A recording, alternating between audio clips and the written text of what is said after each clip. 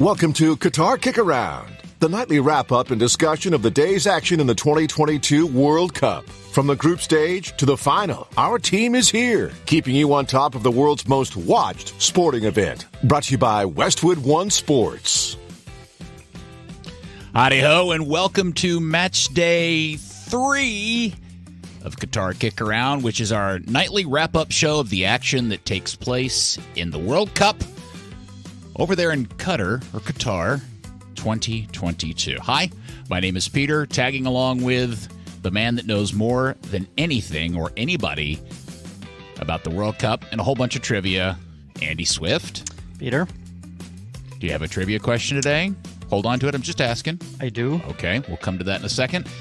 And all the way from London, England, apparently in the neighborhood, hanging out in the outdoors plaza in Richmond. Of course. Is our noted football journalist friend, Lars Severtsson. Hello. Right in, if you recognize the view, guys, if you've ever been down that type of the world. I wanted to, you say Andy knows more than anything. Does that imply I meant to say anybody. Are you including sort of... No. I know more than rocks, but not necessarily people. Yeah. How are we on like artificial intelligence and those sort of robots they make that jump onto boxes? Do you know more than those? No, I will not know more than them. Lars, this is why I'm hosting a free podcast, because I'm not a good speaker.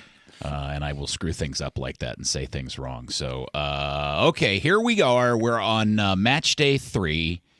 Remember, because anybody's confused saying, hey, wait, this is the 4th day. We're counting Sunday and Monday as one match day because FIFA screwed that up from the jump.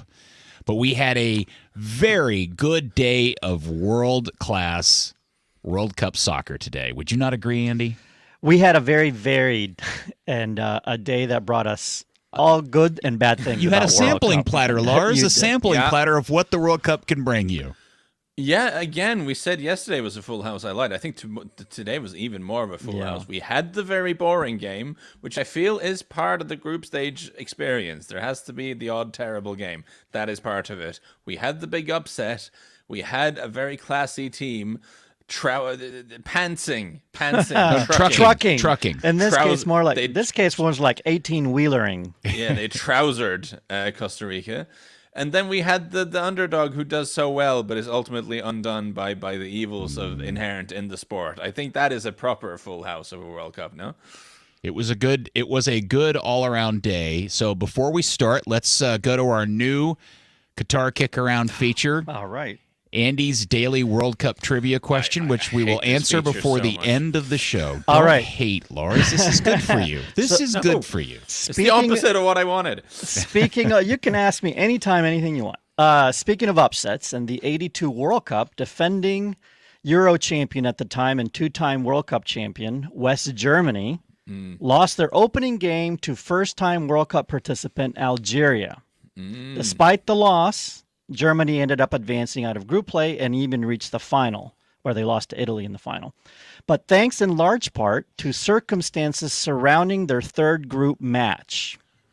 Who did they play in that controversial match, and what were the circumstances that made it controversial? And you get bonus points if you can state what change FIFA brought about to the World Cups as a result of that incident. All right. Andy always goes to the really complicated, overly difficult question. Lars will get this.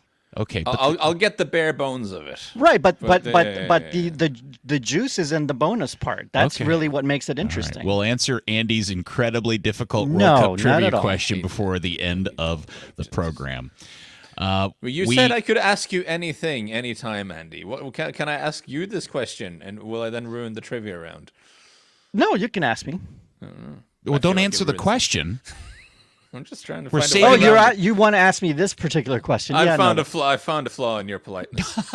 He thinks he's found a loophole where he gets to ask you the question back. But you said anything. He's right. Andy, he's calling you out. Right. He is correct. Yes. He is correct. We're very literal people, the Scandinavians. Yes. I will answer. Yes, I will answer your question at the end of the show. How's that? Hey, Lars, I got asked a question about yesterday's show. When I was making cracks about you not knowing what Thanksgiving is. Yeah.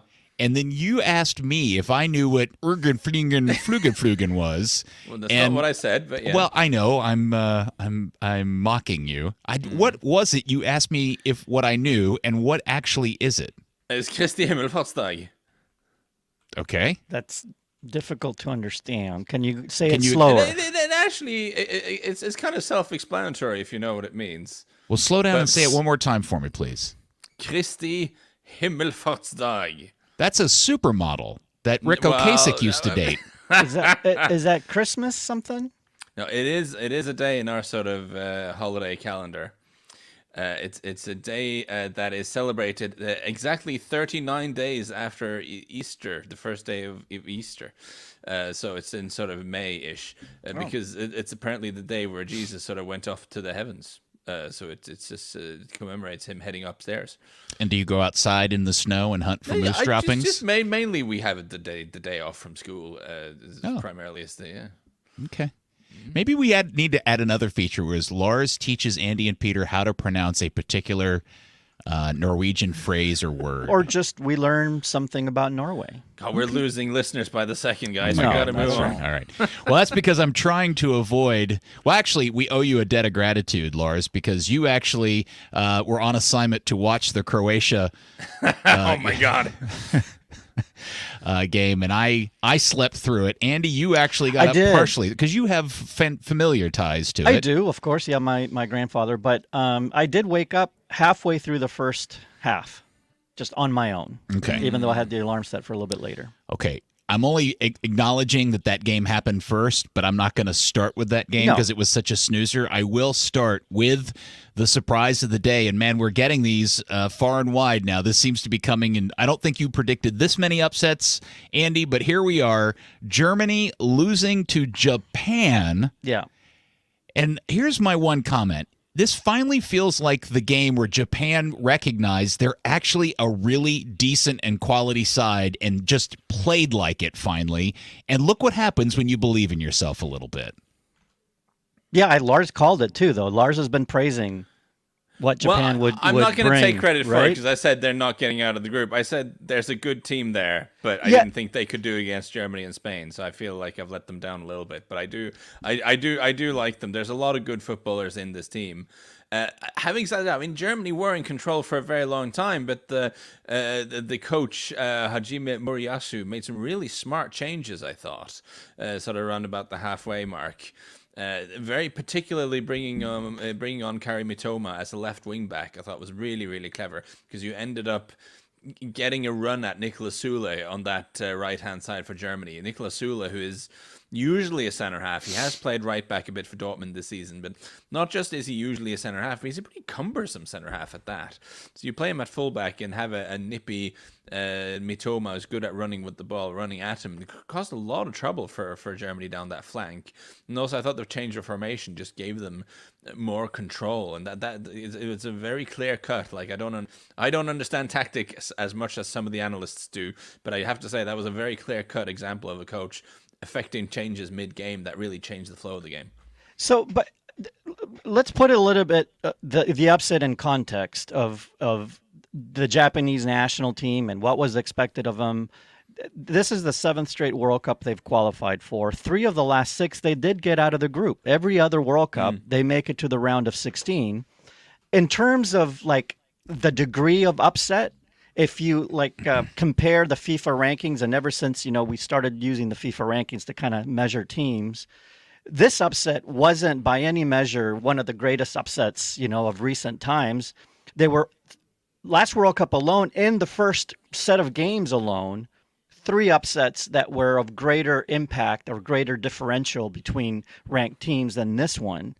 But I think the difference is that Japan always was good enough to beat somebody like Germany, but never showed that killer instinct, I think. Yeah, that's a good point. Yeah, I agree. And finally today, it finally happened. They were down, they came back, they drew, Yeah. and then they won. All right, can anybody identify for me the moment in the game when Japan went, "Oh, wait a second, we can actually do this"? I still haven't figured out when or what it was or what the moment was or the change was that suddenly made Japan a good team in this game. Well, I think it's what Lars pointed out too, and I think they saw themselves, right? Okay. Because I think we all noticed it. Yeah, there was the formation, the big changes. Mitoma came on around the hour mark, and they changed to wing backs and 3 at the back, and that just seemed to it just seemed to give them a whole different thing. It's like they were finding passes much more easily when they had the ball. Not that they had the ball that often, but when they countered, there were suddenly spaces to run into. And it seemed like they really targeted Germany's right-hand side, where you have, again, I know he plays right back occasionally, but he is a centre-half playing out of position, really fundamentally, Sule, who never looked that comfortable, I didn't think. It's worth acknowledging that Germany had a lot of chances there. and it's one of those, again, with normal efficiency, they should have won this. And they had a lot of chances, but I suppose that feeds into the fact that they don't have a proper centre forward. And Kai Havertz has a lot of the qualities you need to have to play a centre forward, but he doesn't quite seem to work. And they were, in that second half as well, I did think they were starting to get a little bit casual, Germany. They were moving the ball around quite well. They were leading 1-0. Jamal Musiala started doing the things. I was messaging the WhatsApp group saying, Musiala's having fun here, because he was. But they were playing kind of, you got the sort of, they played almost as if they were 3-0 up, not 1-0 up, if you know what I mean. Yeah, well, I mean, for the first 60 minutes, I thought they were efficient. They were very German-like in their performance, plenty of chances. I think they were creating the opportunities. They just didn't have that final touch, like you said, Lars. They didn't have that, the guy that has the instinct to finally get that goal, right? But I think they were confident in the way they were playing and the opportunities they were creating, and they probably, they felt like the second goal was coming until Japan did their thing, expanded the field, and things really changed on a dime.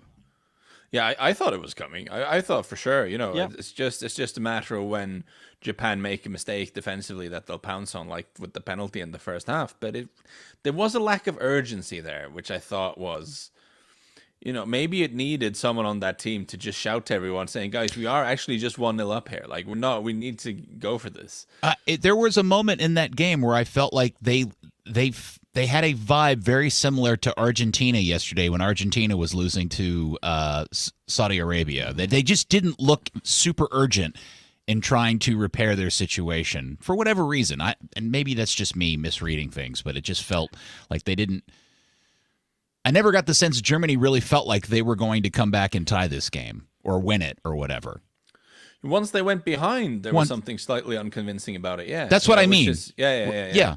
Once they went behind. Once they went behind. Okay. Yes, that's what I'm talking about. Right. Like yesterday when Argentina went behind, I just had this weird vibe that like they they're didn't. They were stunned. kind of resolved to their situation, and Germany kind of felt that way today. Now it was much later in the game, but it just, I don't know. What time did the second goal fall? It was in the 83rd minute. Yeah, I mean, but there was plenty of time. There was, plus they were going to add 27 minutes of injury time. Unless it's the Canada game and you only add 5. Okay, it's bitter already. Listen, we're generally more interested in slightly more big picture things than like individual mistakes and whatever, but that is just such a garbage goal to concede for Germany. It's just a simple ball over the top. Oh, yeah. Sule just completely falls asleep and just sort of wanders back, thereby completely killing the offside trap. And it just, oh my God, it's such a basic mistake to make in the middle of a World Cup game. It's hard to, you can't do that. And it's as the coach, Hansi Flick, must be pulling his hair out. It's really frustrating. Well, it also sets up a very interesting story for Sunday because now they play Spain, and we'll talk about Spain's big day here in a little bit. But it's possible that Germany's World Cup could be over for the second straight World Cup in a row at the group stage if they lose to Spain and remember, on Sunday. Before last World Cup, before the 2018, they had made 16 straight quarterfinals. Yes. That's crazy. That's more than Brazil. I know. And here's the thing. We always, at least I feel like Americans as a fan base, always turn and pray to the east of the German football structure about it being the way that we all wish our football structure was based. And here they are in a second straight cycle. I know, look, maybe they screw things back together and play really well, but that certainly doesn't feel like the German machine that we all have come to know and love or loathe over the years. No, I mean, the way we were talking about it last night my time, yesterday, was I was looking forward to this game because it's a squad that has a lot of talent but has some obvious holes, and I wanted to see what Hansi Flick's plan for patching up those holes were. And plan was not good. I don't think the Niklas Süle right back thing is the way to go. And Kai Havertz yet again. Listen, the guy has got so much talent. The guy has so many qualities that you want to see in a striker, but he so frequently looks underwhelming in that role and doesn't seem to make the runs that his teammates wants him to make, and it just doesn't seem to work. You know, thinking about this game, the Argentina game, and the upsets that we saw all of last World Cup as well, and how they develop. And it used to be before modern times, over the last 3 or 4 World Cups, before that, when a team upset a big team, when a minnow upset one of the giants, it was always because they scored first, then bunker, and the giant couldn't get that goal. What we saw with Argentina and with Germany was them going up and the team that upset them tying and then going ahead. And it's almost like Argentina and Germany, their mentality. And Peter, this goes to you. It's like they're not getting their head on screwed straight about, like, this is different times. You can't now rest on a 1-0 and then be happy-go-lucky and we'll get that second goal. You got to be on 90 minutes no matter who you're playing against in this new era of world football, or this is going to happen. And this is such a nightmare for Hansi Flick as well, for a coach, because the next game is, it's Spain, right? So this is terrible, because you had you had one game now to try to figure out, like, how do I make this work? Like, who goes where? What do we do? And you tried this, and again, they had a lot of chances, but I think, again, the problem, vulnerable at the back and no finisher up the front. I mean, those were the problems, and those problems undid them. And now, do you go again with the same plan for Spain? Probably not, but then you have to kind of experiment. Do you play either Füllkrug up front, or do you play, Moukoko up front? Like, what do you do? It's really weird. Yeah, the issue for Germany is that Costa Rica looks so bad, Spain looks so good, right? I mean, fine, you're like, okay, we'll beat Costa Rica, we'll have but Japan gets to play Costa Rica. And right now you would say Japan has a really good shot at getting those 3 points, right? So if they get 6, a draw is not enough against Spain for Germany. Yeah. They're gonna have to go for 3 points. Germany is in trouble, and if you think about that in comparison to the upset yesterday with Argentina, at least Argentina is in a group where you feel like they have unless they play badly again and they play against a team that's going nuts in Poland or Mexico. Yeah, you just feel like they're going to get out of that group. Right, it's crazy. The only thing that kind of might favor Germany, just as a tactical matchup, as good as Spain were, and they were amazing, I do think this German group might be more suited to be playing on the counter a little bit. Just the absence of a pure number 9 in the box. But they do have quite a lot of speed going forward. I mean, you can imagine them starting with maybe take Havertz out and throw Leroy Sané in there and just have another speedy guy. And then you're gonna get chances to counter on Spain because they push up so much. So the whole dynamic of that game is going to be very, very different. But of course, if you are Germany and you've just had a setback against Japan, where, again, you created a lot of chances, but you can't take them, and your defense does goofy things. And then you look at Spain just dismantling the Ticos with relish, and you think, ugh, this is... there's some nervous Germans asleep in their beds down in Doha tonight, I reckon. Well, I'm really happy for the Japanese. That's a result that makes me... happy for and by the way, I don't know if you saw all the social media pictures, because their fans, after winning the game in the stadium, plastic garbage bags, cleaning the stadium after the game. That's a staple of World Cup. That's such a great Japanese bit. Yeah. I think that's fantastic. And now they probably play it up too, right? I mean, they know they've gained this. Right. I mean, they go on, they beat Germany, and they clean the stadium.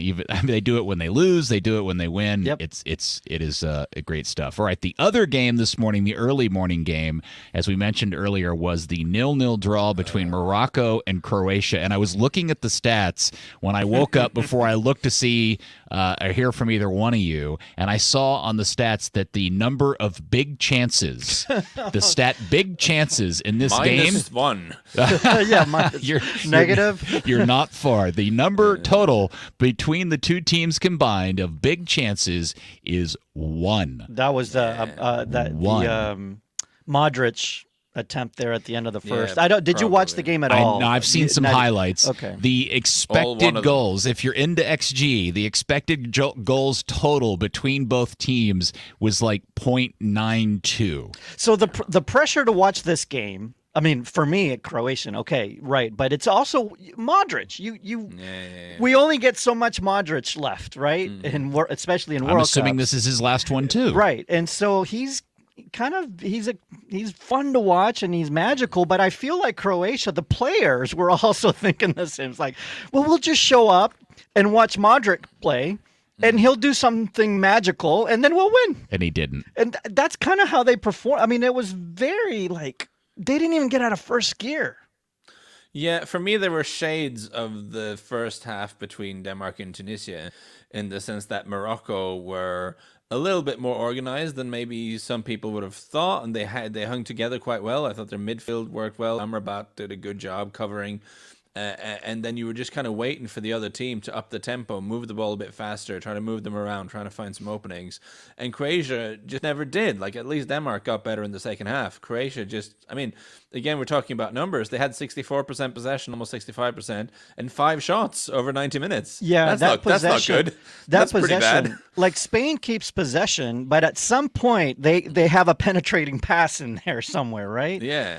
Croatia never never found that. And I don't know, maybe it wasn't there. Maybe, like, and one of the things about Morocco is that they defend well. That's reading about them, right?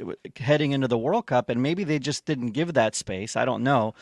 But it wasn't fun to watch from a spectator point of view. Did Morocco look like they liked their coach? Was there good? Were there hard good vibes? to judge. They were working, at least. I mean, there was no shortage of effort. And they made it difficult for Croatia. I don't think Croatia were that good, but I thought they were fairly organized. And you had a couple of little raids down the right flank with Hakimi, who's, of course, a very talented guy and very fast. But it was not again. I mean, really, you guys. I mean, I know it's silly early in the morning for you guys, but even for me, it was at 10, and I was sat there at like 10:30 thinking, could go to bed. I mean, I could take a mid-morning nap, a late-morning pre-lunch nap. Yeah, you could have done that. Yeah. All right, so that one ends up 0-0. I don't know how we'll talk about the Canada-Belgium game here in a little bit and how that impacts that situation. But it was I'm glad that here in the United States it was early in the morning, and I don't feel guilty for not watching it because I typically like to brag that I've watched every game of the World Cup. All right, you only may have two more Modric games left in your lifetime. That's true. All right, well, maybe I should be better off that I didn't watch this one. We'll take our first break, and when we come back, we'll talk about that insane game for Spain today, and we'll do it next.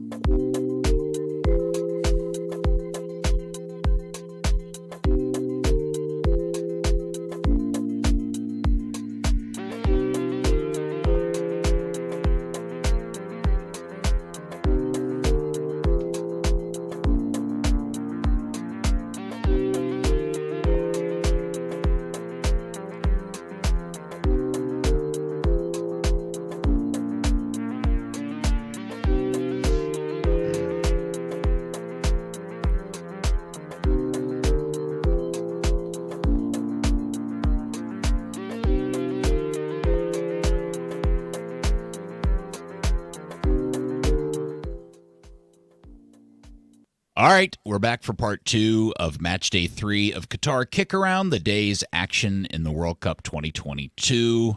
We're going to get into the 2 later games and start off with the stunning result. We've had so many weird upsets going into Spain, Costa Rica, that I felt like this was very clearly going to be a Spain win, but of course now my radar is up because we've now had a couple of really surprising results that nobody were expecting and certainly not predicting. But man, we're all very aware of Costa Rica's situation in terms of their age and fragile nature and having witnessed CONCACAF, you and I, Peter, a lot. Yes, we knew that this was a weak team. Yeah, this is not, as we said, it is actually the same Costa Rica team from when they got out of their group a couple of World Cups ago. But man, we were all wondering how Spain was going to score goals, but here they go. They put 7 past Keylor Navas. Let me throw this stat out to you. Spain completed, not attempted, completed 976 passes in this game. 976. Is that good? That is more passes. Let me put this into context. That is more passes than Germany and Japan completed in that game combined. That's very good. I watched the build-up to this on UK TV. And you know, a big key to being a modern-day pundit is to not say any particular line that can be clipped and made you look very stupid afterwards, right? Everyone knows this. You got to be very careful and circumspect. And I remember Gary Neville was asked about the Spain team. What did he make of the Spain team? And he immediately said, they're good, but they've got no goals in them. And my radar just went off and say, you know what, Gary, I don't disagree with that. But do you know who they're playing in about 10 minutes? Like, right. Even if there is a potential shortage of goal scorers in the squad, that might not be an issue against the Ticos. In Gary Neville's defense, you and I both, Lars, picked Spain to win 1-0. Yeah, yesterday. It was yesterday about this same time. You and I were saying, and I also felt because we thought, look, Spain historically, they start bad. Yes. World Cup's bad. It's the history. The numbers are there. So this is totally opposite of what we're used to. Ticos are really good at defending and being in defensive shape. Right. And they got Keylor Navas. Yeah, exactly. Yeah, they're good at defending against Belize, but I mean, this is slightly. That prediction lasted 3 minutes. I also felt really bad for our good friend CONCACAF media expert John Arnold, who was tweeting right a little bit into the game how CONCACAF was the only remaining confederation to be undefeated in the World Cup, and then it just went completely south from there. He got ratioed of the highest order, and poor guy. You take that one. I was disappointed. Listen, it's not nice to sit here and sort of dump on teams who have small countries with just less talent available. There's no point sitting here making fun of them. But I was expecting more from Costa Rica, at least in terms of aggression. Like, there's no reason why you can't kick them. If you can't hang with them, at least kick them, I think is a good philosophy in these situations. And just compare and contrast with, I think Saudi Arabia are good reference points here. Saudi Arabia don't have great individual players who play for massive clubs all around the world, but they were just so much more aggressive in their approach to making life difficult for Argentina. They have youth. Costa Rica just doesn't have the light. They're old. Yeah. They are old. I was very much looking forward to seeing Pedri on the world stage like this, and he didn't disappoint. I was really impressed with Gavi today. Yeah, who didn't disappoint on that side? Okay, so that's what I want to know as we go into Sunday. We talk about how now Germany is really behind the 8 ball. Mm-hmm. They have to play Spain. They can't afford to lose another game. But here's the question. In playing Costa Rica as well as they did today, which really looked more like a training session than a World Cup soccer match, how much do we really know about Spain? It's a good point. Yeah. But what I would say is that it's a positive in the sense that it'll have given a few of these players confidence, because again, I don't disagree with Gary Neville. I think there is a question where the goals are coming from, and when you go into the tournament with slight concerns over that, having both Dani Olmo score, Ferran Torres score twice, and actually Marco Asensio playing really well as like a striker, false nine type of thing. That might not be the way. It might not work as well against Germany, but having those guys get that feeling for having a couple of goals go in the World Cup, I think is really positive. Yeah, I do think you see a little bit of what Spain has, because Costa Rica is not 7-0, but like you don't just drop any other team in that game against Costa Rica and they're going to get 7. Okay, that's right? a fair point. And I think the last 7-0 game was Portugal beat North Korea in 2010. They beat North Korea 7-0. So it's not typical that this happens. So you needed a team with a little something. I think what Spain was able to overcome today was the lack of that 9 that they talk about, but they don't play with a 9 anyway. And because it was Costa Rica, that kind of got hidden a little bit, I guess.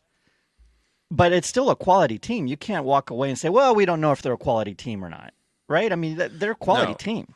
No, I mean, but like paradoxically, since they're in the same group, I feel the same way. I felt the same way about them as I did about Germany. Like loads of really good players, question marks up front, and big question marks in defense. Now, maybe some of those question marks up front, maybe not definitively answered, but we've had a suggestion. We know goals can come from a few of those forwards.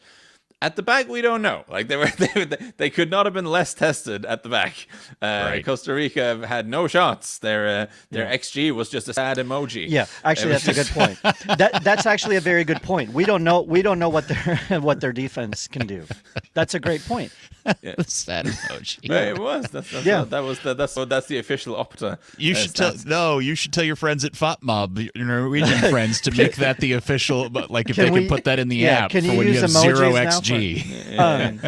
But interestingly, though, it is interesting to see Rodri start in defense. If we're being serious for a second, and you had the lineup graphics in the US showed Busquets at center half and Rodri in midfield. I humbly suggested on the WhatsApp that it might be the other way around. You were right, and it turns out, shocker, Fox was wrong. But it turns out actually, the excellent Sid Lowe of the Guardian tweeting this tonight. It is something they'd been working on in training.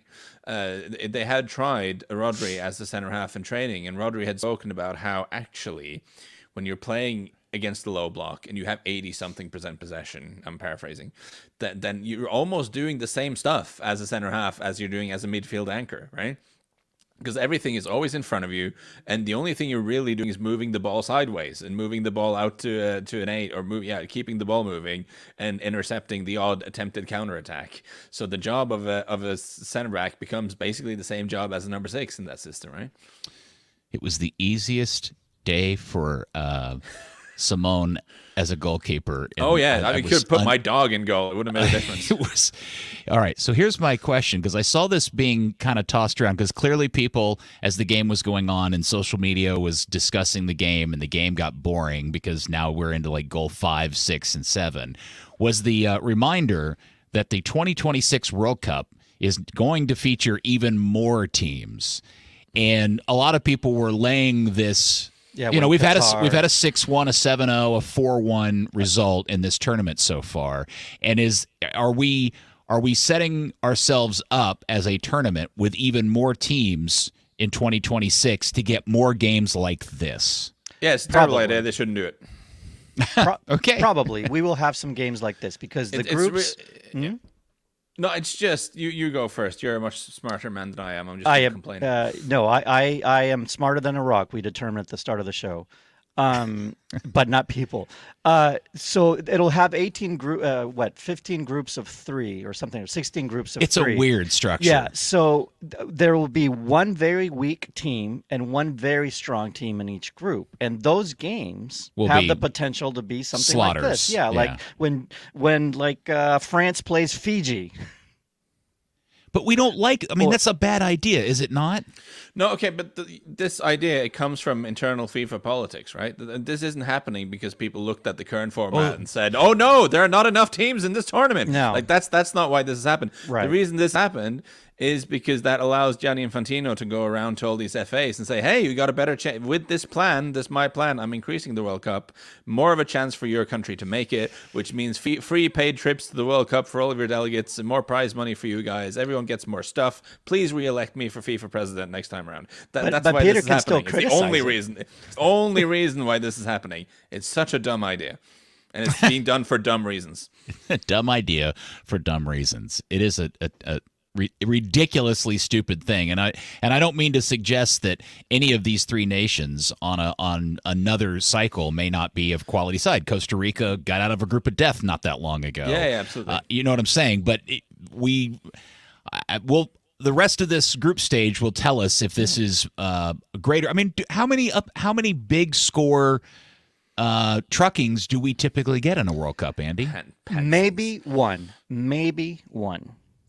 So the last one that was 7-0 was 2010. Wow. Okay. You know, there was a 5-0. So having a last World Cup. 6-1 and a 7-0 in just the first round of match. It was 6-2. 6-2. So I don't count that as a trucking. 4 or less wouldn't be a trucking. There's been more of those, but 6, 7. Like there was a 5-0 last World Cup. I think that was the biggest one. I think Russia beat Saudi Arabia 5-0. Okay. So they're rare. I mean, they're, you know.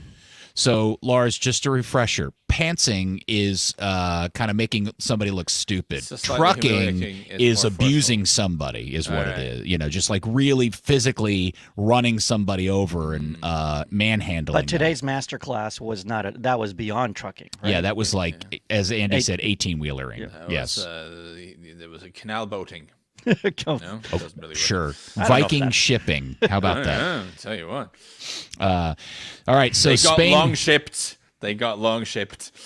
Long ship. There Yes. you go. That's very Norwegian. So we'll talk more about Spain-Germany, which is on Sunday on Saturday's show. Yeah. So, but that is now that game takes on a completely different vibe and attitude and meaning. It's unbelievable how important that game is because the Germans are in a world of trouble. They really are. If they don't win that game.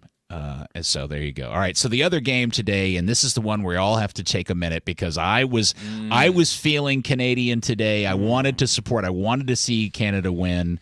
I wanted to see them do well. And you know what? Canada did play very well. And I was really, really pleased and proud with the fact that the Canada team that I saw in the World Cup today was reflective of the team that I watched through qualifying, and it just proved out that wasn't a fluke. It wasn't that the rest of CONCACAF sucks. It's that Canada and Herdman actually have a really good little team there that is fun to watch and entertaining and brave, et cetera, et cetera. They do, but Lars, Yeah. would you agree with me as a more of a neutral, right? Because I'm a little bit subjective here, that they're a decent side, but they can't really be called a really good side unless they put an opportunity away out of 17 or 20 that they had, right? You have to score at some point to be called a good soccer team. That's the object of the game. I guess the thing we gotta say, just for listeners who are maybe not massive soccer heads, is that we're always judging these teams up against where we think their natural, in inverted commas, level is, and also where their players play their club football. Right? There are a lot of dudes in this Canada team who play in MLS clubs. There's some guys from the sort of lower end of the Portuguese league. There's various stuff in here, and I think there's definitely a squad who sort of perform higher than what you'd expect if you look at some of the guys on paper, which I think is great. I love to see this. You're very frustrated that they didn't take their chances, but it's a low sport. It's a low scoring game, man. It's what happens. Yeah, it happens to really good teams occasionally as well. It happened to Argentina. It happened to Germany. It happened to Canada. There's a lot of pride, definitely, for what they showed today. And Canada's a team that plays like the sum of the parts, right? I mean, they are a team. They're a team. Yes. And this is the Absolutely difference with the U.S. Yes. Right? The U.S. feels like a group of individuals. Yeah. Canada feels like an actual team. Right. And I love that about them. They noted today, Alistair Johnson is a kid that he plays for Canada, but he is a product of the American soccer system. Came through college, got drafted into MLS, and is now playing in a World Cup game. Mm-hmm. And, there's a lot of guys. And I thought he actually played really well today, too, by the way. And I think that's great. But the stats are amazing from this game because they're playing the number 2 team in the world in Belgium. Yeah. And we've all been a little suspect about how old they are, et cetera, et cetera. But they outshot Belgium today 22-9. What was the XG? The XG was 2.61 to 0.76. So and just to be clear, the 2.61 is Canada. Yeah, right. So 3-1 is what waffle the XG. and a sad elk. Yeah, let's talk about the PK miss first. That was nerves and the moment and so the question, pressure. It was because I don't know the team well enough to know this, but as a casual observer, I was surprised Alphonso Davies took the PK. Yeah, he has taken him before. Jonathan David has taken him before, and I can't recall them having a PK during qualifying.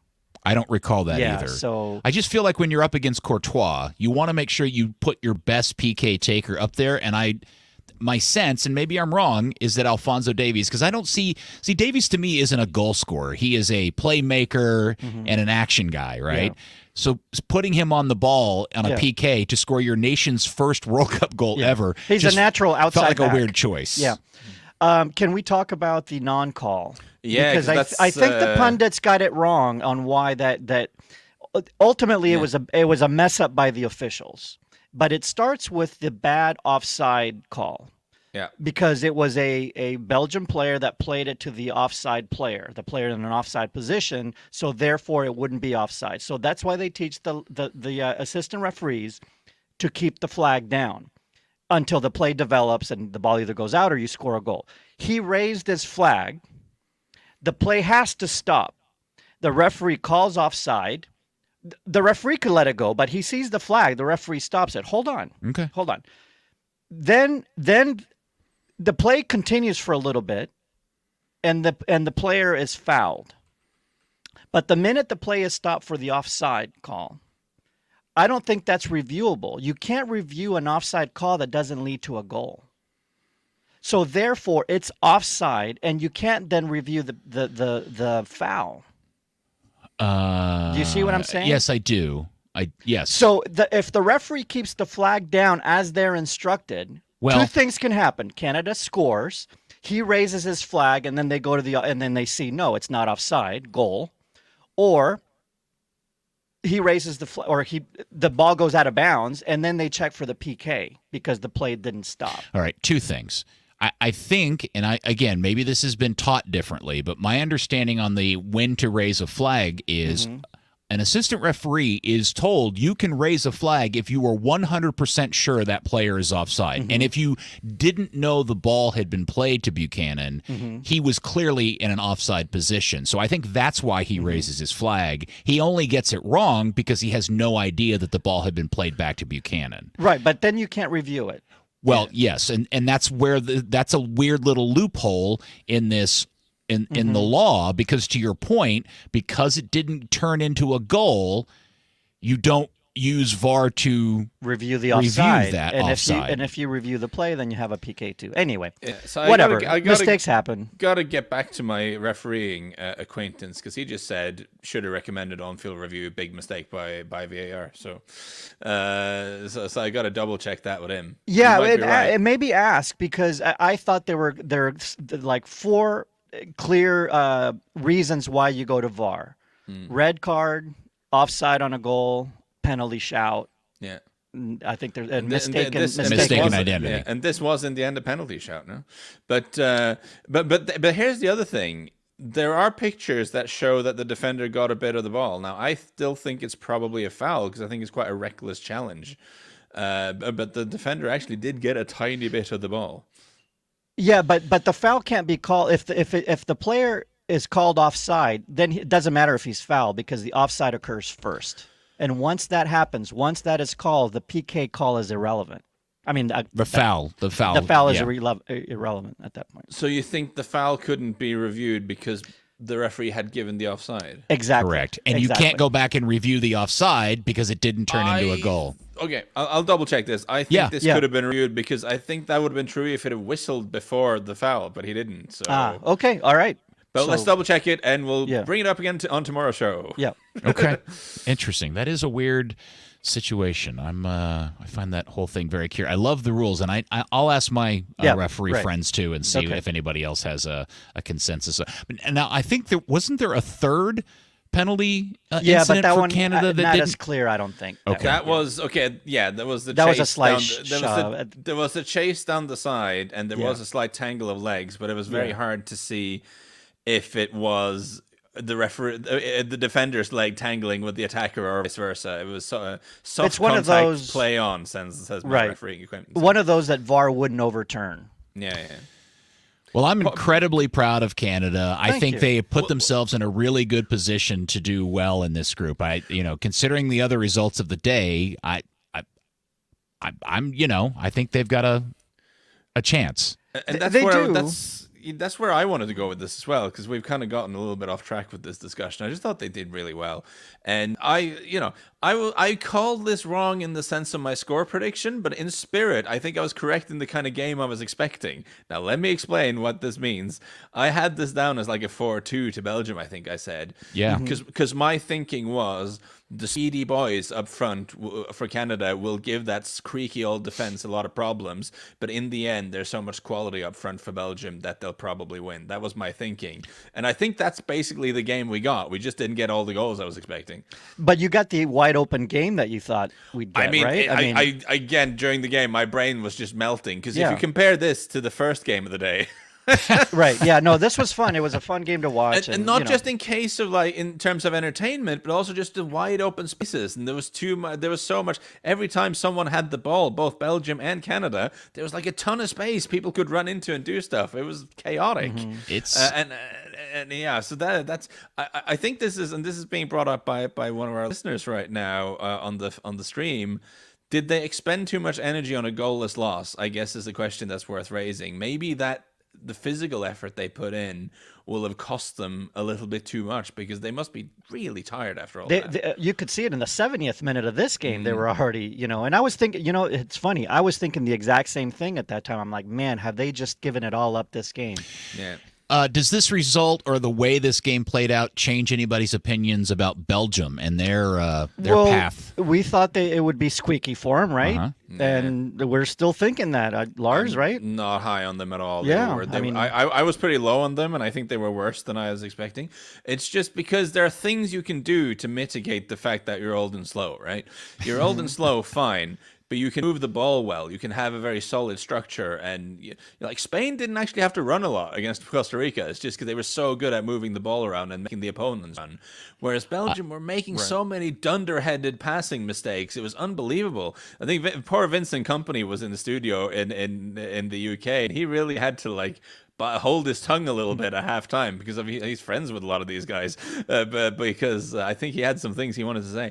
I don't think I've ever seen Kevin De Bruyne make that many just bad decisions in terms of where to pass the ball. Good today. We were That's yesterday. very I was unusual talking for him. I was talking yesterday about how in my rewatch of the U.S. game, I got more and more frustrated when Pulisic wasn't making those passes in transition. So De Bruyne else. And then today, De Bruyne early in the game has Witsel wide open, and he doesn't even look at him. Do and you he feel misses better a about Pulisic? great opportunity. And I just felt like, I felt bad for criticizing Pulisic, because if Kevin De Bruyne can blow it that bad, then maybe I need to get off his jock. So yeah, the point that Roberto Martinez, the ever optimistic coach of Belgium, I don't know how familiar you are with Roberto Martinez. I just think there's a very real chance he could solve the power supply issues in Europe. Have we tried just plugging him into a socket? Just see what happens. Because that the whole sort of thing with our power supply right now is a problem. But anyway, he was always very sunny side up after the game. But he did make what I think is a valid point, which is that this is a tournament where quite a few teams are going to have to grow into it, because they've just kind of been hastily thrown together. We spoke about this in the preview pods. I think it's a fair point. So he probably watched the previews, and he's like, but he made the point, we're going to have to grow into this tournament, and if we can do that whilst also winning games, that's very good. Now, I think he also admitted, Canada were good, and they were not good, but it's not an unreasonable point to make that, okay, this means they have 3 points on the board.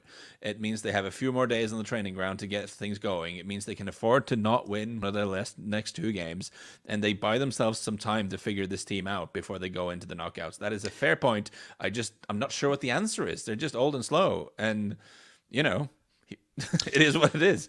Yeah, and it's a good point that we should keep in mind with other groups too. And as we head into the second games, that a lot of, we see one team play a certain way and it might completely change by game 2, more so than in previous World Cups because of We're those hoping reasons. that for Friday. Right. All right. Belgium 1, Canada nothing. And all you need to know from this game is that soccer is the cruelest sport in the world. All right, we're going to take best. And the best. Yes, thank you, Lars. We'll take a break. When we come back, we'll discuss Portugal's unemployed starting striker next.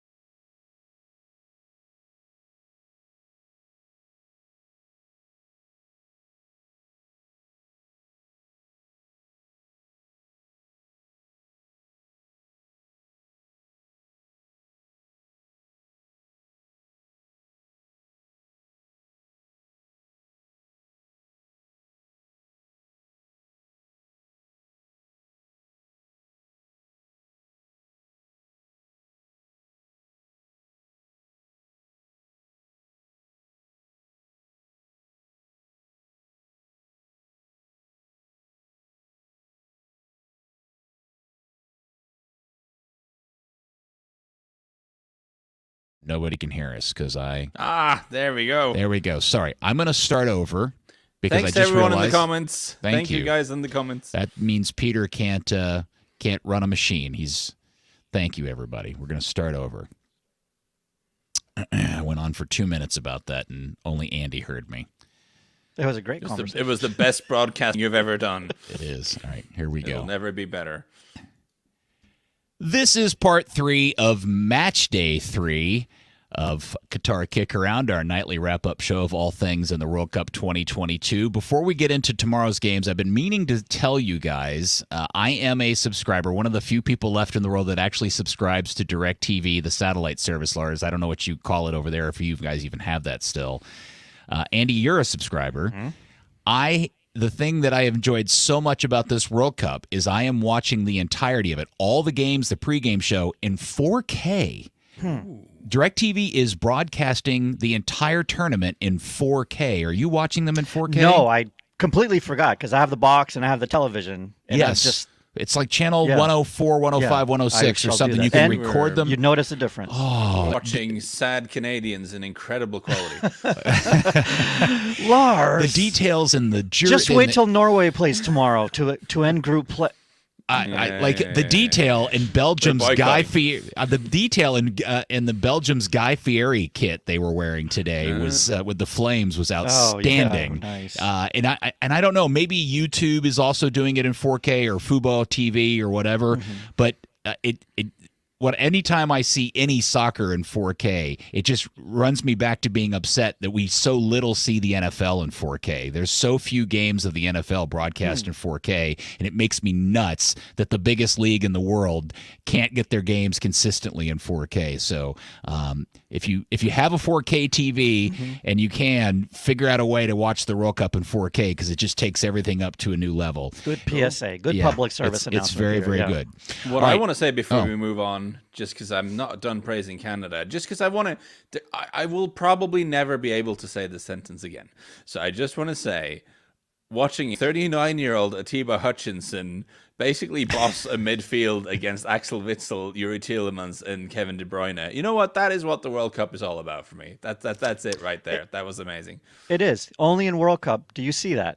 Yeah. Okay, yes, but is how much of that is Atiba Hutchinson and how much is that is the way Belgium was playing for long stretches of that game, like bypassing the midfield? That's why you get that in World Cup. Okay. Completely happy with it, though. No, it's tremendous. God bless him. Now it is time for us to go back to our new daily feature here on Qatar KickAround. It is Andy's World Cup Trivia. Right. So the question was West Germany, who were the Euro champions. They were World Cup champions in '82. They lost their opening game back then also to a debutant in the World Cup, Algeria. Despite the loss, Germany still got to the final. But to get to the final, they had to play a very seedy third game, a game highly controversial. Why was it controversial, and who do they play against? And bonus points if you can say why what changes FIFA brought about to the World Cup as a result of that incident. So, Peter, do you have any idea? Because I think Lars knows. I think I know what it is, too. Okay, Lars?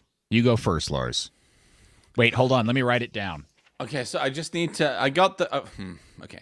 I know that they were playing Austria, and that they basically agreed, whether formally or informally, they just kind of agreed on what the result were going to be because there was a result that suited the both of them. Right. So Algeria what I don't remember is what exactly the result was, but I do remember the change. So you can fill in the details, but I would like to be a smartass and say what the change was.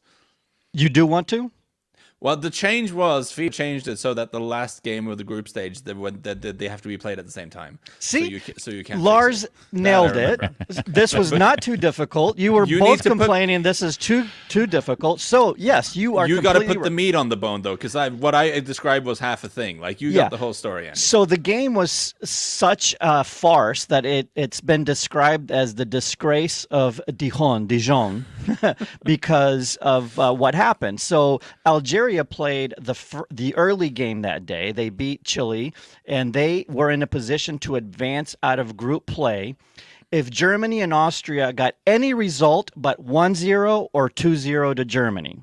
If it ended 1-0 or 2-0 to Germany, both Germany and Austria would advance, and Algeria would be eliminated. So Germany scores in the 10th minute to go up 1-0, and then the two teams just proceed to kick the ball back and forth, never attacking each other, never threatening to go again. Is stunningly hilarious. Right, you just see them just kicking the ball about. It's like that Simpsons episode. Correct, right, the very funny thing, yes.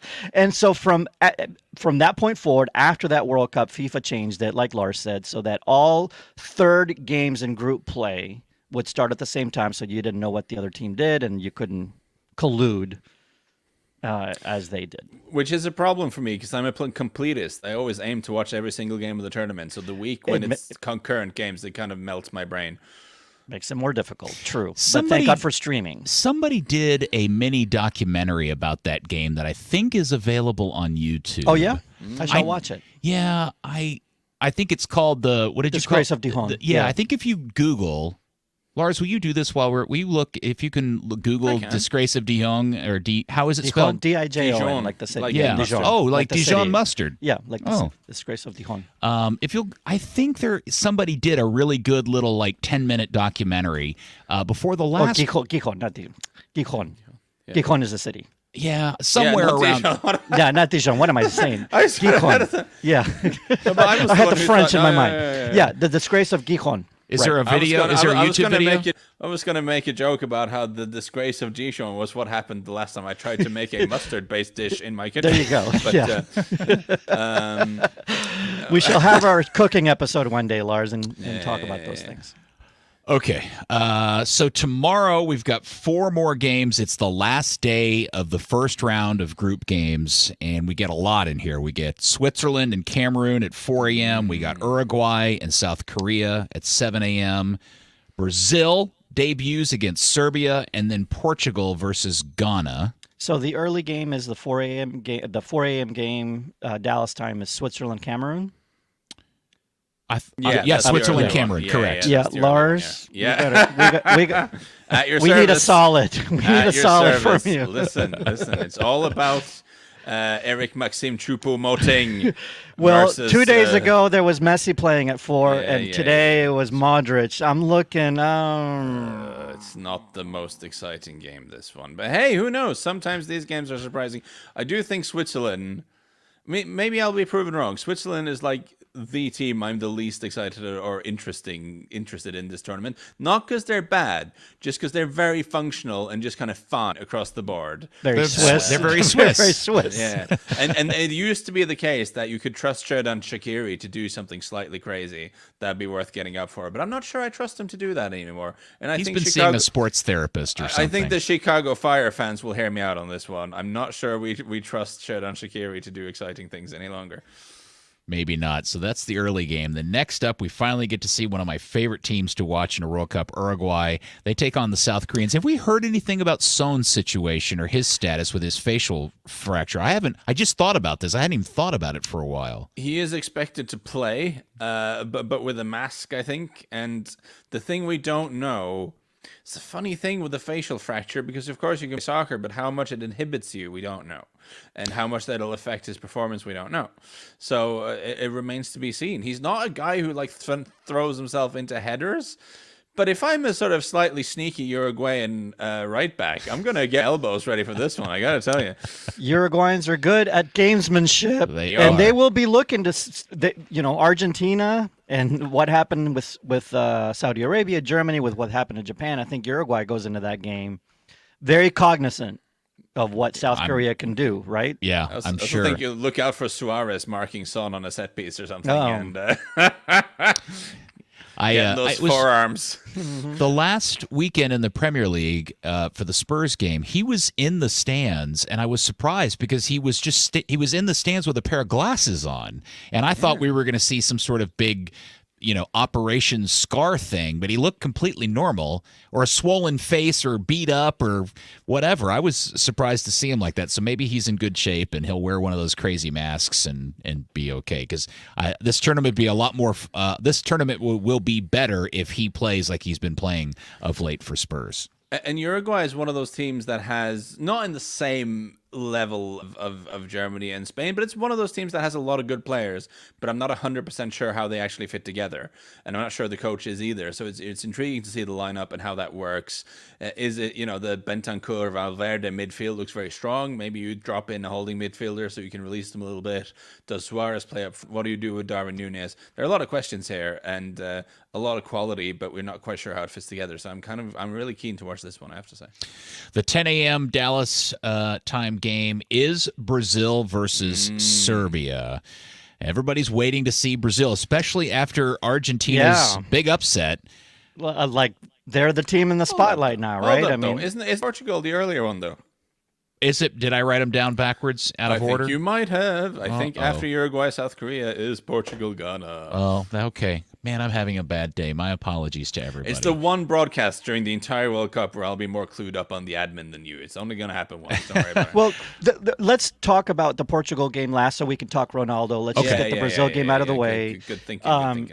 And I do think there's a little bit more of a spotlight on Brazil. It's already a big spotlight on the favored team, right, to win the World Cup. But now with Argentina stumbling a little bit, Brazil has a quote easier path if Argentina goes to the other side of the bracket and finishes second, goes to the other side. So it'll be interesting to see if Brazil comes out. Serbia is not a pushover. This is not starting against a weak team. No. It's not a very strong team, but it's still a team that can beat Brazil on any given Sunday, as they say, right? Sure, yeah.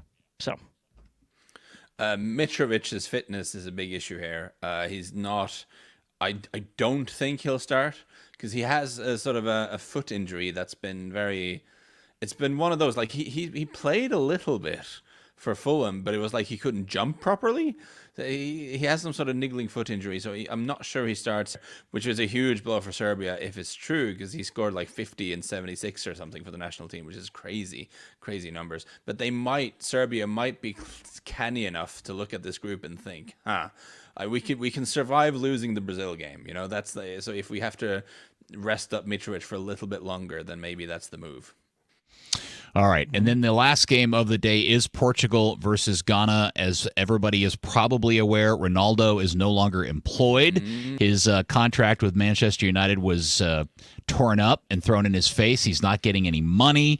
They call it mutual. So the shackles are off, and he's going to just be, like, free this World Cup. Yeah, and we'll see what happens. I'm very curious to see kind of the vibe. You know, we've seen all the little clips in the locker room that people are, bending and making it look like or maybe it is actually a really contentious locker room. But until we see it on the field, what is Portugal is to be seen. You know what, guys? One thing we haven't talked about, the teams playing tomorrow have had the longest time to prep for their first games. Good point. That's a really good point. That's like almost a whole extra week. So, some of these teams that headed into the tournament with like issues to sort out, Portugal being one of them, maybe these few days have helped in that regard. They all sat around and shared a glass of wine. Yeah, cup of tea, talked to Ronaldo, figured out how he's going to fit in and how they're going to use him. Is it a given he's starting?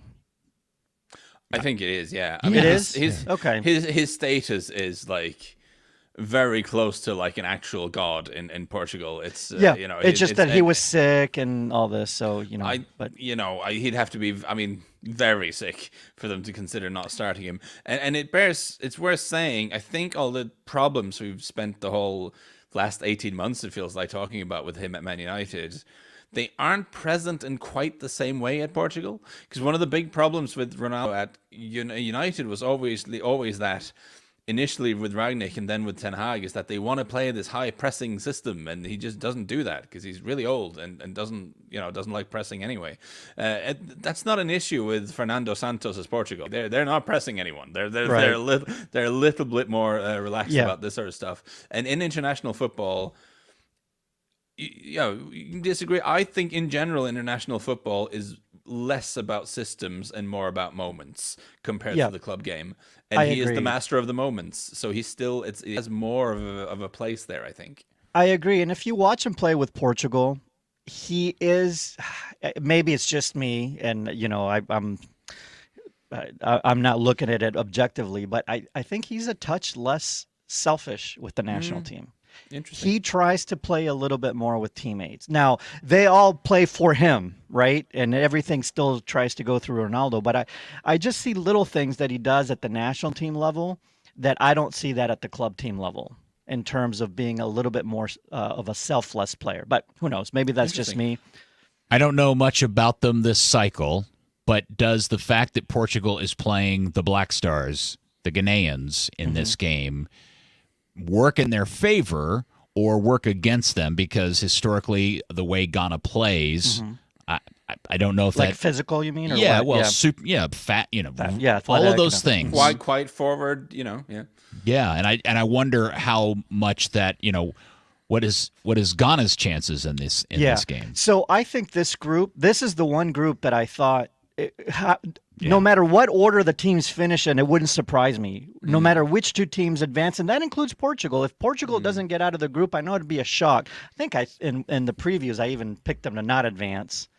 I think I had Ghana and Uruguay advancing. I mean, that's one of those surprise picks that I threw out. Just, I had to pick a surprise, and that's the one I did. So it wouldn't surprise me if Portugal advances or not, but it wouldn't surprise me if it's Ghana, Uruguay, or Ghana, Korea, I guess would be less likely. You had Portugal and Uruguay. Yeah. In that bracket, but in our pod, I said Portugal. I had Ghana, and that's in in the show. Okay, all right, yeah. And Portugal are again a fascinating group because it would be astounding to me if they didn't make it out of the group just because of all the talent they have. Yeah, but then I don't hate the shout from you either, because it is also one of those squads where you're not entirely sure how it all fits together. And I feel like I keep saying that a lot, and I'm sorry, dear listener, if I'm repeating myself, but it is just true about a lot of teams in this tournament. I don't remember, like, I'm not as young as I used to be. I've covered a few tournaments now. I've written some preview articles for a few tournaments. I don't remember writing, like, I don't know, quite as often as I have this year, because there's so many groups where they're like, these have really good players and some kind of bad players. And I'm not sure it really. I think it's accurate, Lars. Yeah, I think Which I mean, like, as an audience person who just wants to watch the football and enjoy myself, it's great. As someone who's trying to forecast some of this stuff, not so much. But you know, that's a little bit tougher. The challenges of the job, right? Yeah. Okay, well, here we are at the end of match day 3. So far, tournament grade. Andy, what would you give this tournament so far as a grade? You're the expert, the World Cup expert. No, that's a subjective opinion, right? What grade you give a World Cup? It's probably not a good day to ask you either, since Canada lost very cruelly today. No. I've tournaments has had as good and as bads, and B plus, A minus. So my challenge with this is that I feel very strongly about where it is and why it shouldn't be there. So it starts at an F from the off-field. Okay, and that's really overpowering for me. But I have to acknowledge that a lot of interesting World Cup-y things have happened so far. There have been a lot of good moments already, from stuff like the really powerful stuff with the Iranians and the national anthem, and like Jack Grealish fulfilling a promise to a sick child with a celebration, and some occasional upsets have happened already. There have been a trucking, as you put it. There's been a lot of good stuff, so it's creeping up on the grades. But given that it started so low for me, I'm not sure I'm all the way up to a B yet. But it's been enjoyable. It has been. And then the Germans being blamed for losing their game to Japan for their protest during their squad photo today. Yeah, well, I mean, that I saw there was a Qatari guy who suggested that that's because they weren't focusing on the sports, which does raise the question: what on earth was the Qatari team focusing on in the opening game? Also, very good. What do you grade it, Peter? Since you asked I think it's been an entertaining. Yeah. From the competition point of view. Yeah, I think it's a solid B. I mean, we've had some snoozer games, but we've had some upsets. We've had more upsets, and we've had a ton of goals. I mean, that's good. It's not an overly defensive tournament. I'm still trying to suss out where the refereeing thing is, and I'm still trying to figure out if I like all the additional time that's being added to games, where I fall in that decision. But so far, so good, and I think Qatar KickAround is a huge hit. Oh, there you go. Oh, yes. That's what I think. By the way, in terms of upsets, there are no more upsets than there were over the last 2 or 3 World Cups at this stage after this number of games. Oh yeah, that's pretty alarming number of runs in 3 match days. But I'm saying it's consistent with the last couple of World Cups. Oh, is it? Yeah. Oh, okay. Yeah. I thought you were saying there weren't that many. There were no big blowouts in recent. No, upsets. Oh, upsets. I'm not blowouts. I'm sorry. It's very late. I'm tired. Yeah. Sorry. Upsets has been consistent because a lot of people are like, "Oh, this is the World Cup of upsets." Because this is what I've learned today. There's a difference. So Argentina got pantsed, but Costa Rica received a trucking. There you go. See? There we go. Boom. Got it. That's a great ending to today's podcast. Lars, thank you very much. Go have dinner and then go to sleep. Coming to America, but less so. I'm learning so much. We will speak to you tomorrow. Andy, thank you very much, my friend. And thank you guys for watching the live stream or listening to the podcast. We love and adore you. Go on, get stuck in and win your 50s. Thank you, guys. Bye.